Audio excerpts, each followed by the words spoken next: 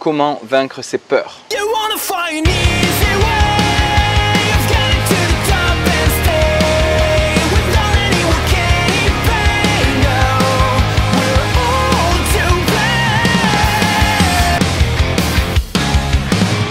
Salut, c'est Steph, j'espère que vous allez bien. Je me trouve actuellement à Bali et aujourd'hui je voulais vous parler de comment vaincre ses peurs.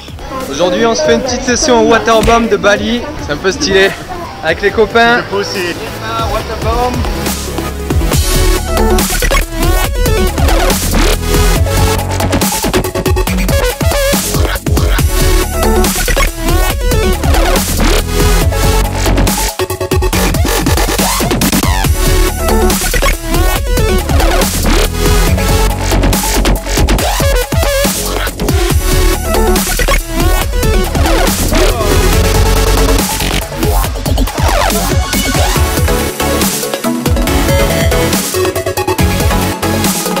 Maintenant on va faire le gros.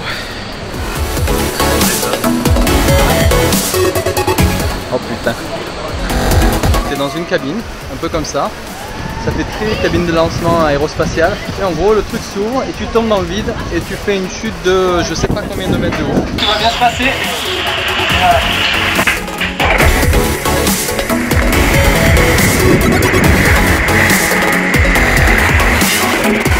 Bon alors c'était comment?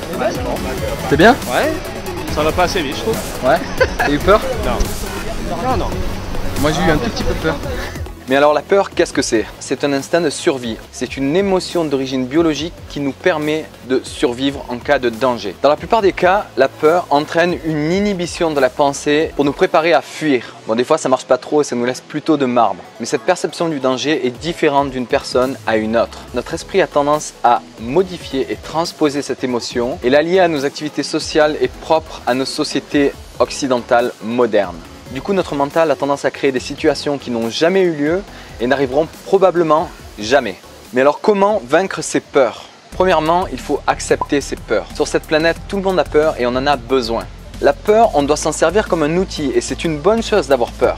On doit la vivre et ne pas essayer de la repousser. On doit reconnaître le rôle protecteur qu'elle apporte, le rôle positif qu'une peur peut apporter. Ça sert à rien de se dire « Oh putain, n'aie pas peur », mais au contraire l'accepter entièrement pour l'utiliser à son avantage. C'est pas pour rien que certaines personnes aiment les sports extrêmes, aller nager avec les requins, sauter à l'élastique, des trucs que je ne ferai jamais, parce que les sensations que ces activités procurent génèrent de l'excitation et parfois même de la passion. Essayez de voir vos peurs sous un angle différent, sous un aspect plus positif.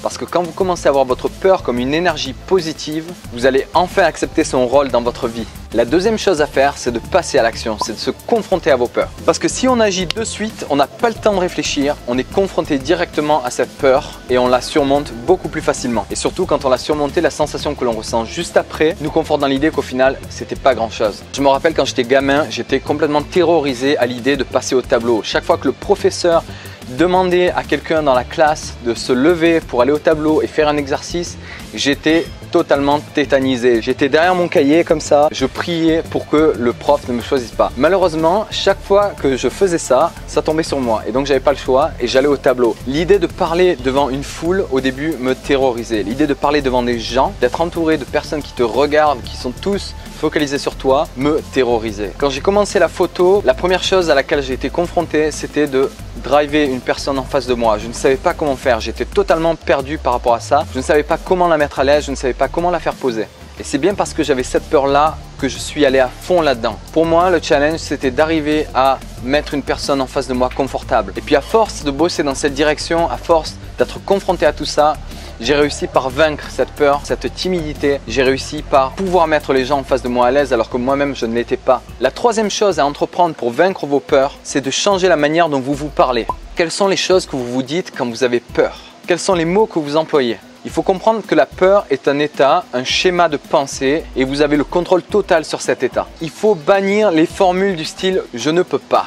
Il faut le remplacer par quelque chose comme « je peux le faire ». Il faut apprendre à aimer la peur, pouvoir se dire quand j'ai peur d'une situation, je m'y confronte. Il faut arriver à trouver du confort dans l'inconfort de cette situation. J'ai peur, ok, c'est pas grave, ça arrive à tout le monde, c'est normal, il faut l'autoriser, il faut l'accepter. Maintenant, comment je peux faire pour transformer cette énergie et l'exploiter pour arriver à mes fins? Imaginez-vous dans une vie où cette peur n'existe pas.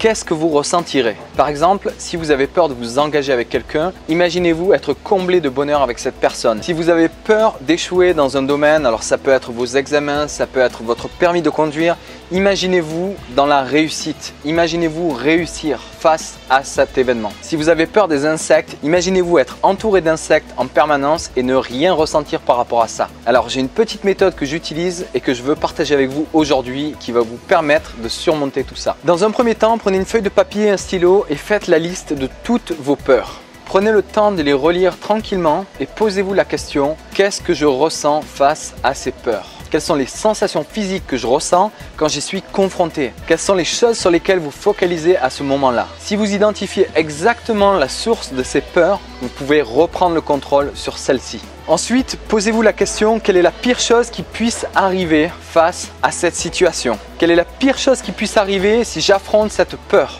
La plupart du temps, nos peurs sont issues de notre enfance et sont liées à des croyances complètement erronées et à notre façon de nous projeter dans des scénarios catastrophiques. Au moins vous focaliserez sur les pires scénarios, au moins vous ressentirez ces peurs. Commencez par restructurer vos pensées par rapport à ce qui peut réellement arriver. Est-ce que ça risque vraiment d'arriver? Dans 9 cas sur 10, non. Quand vous sentez que vous avez peur, vous pouvez faire dans un premier temps des étirements, des exercices de respiration qui vont vous permettre de vous recentrer sur l'instant présent. Par exemple, j'ai relativement peur en avion. J'ai beau prendre l'avion régulièrement, surtout sur des longs courriers, j'ai toujours peur en avion.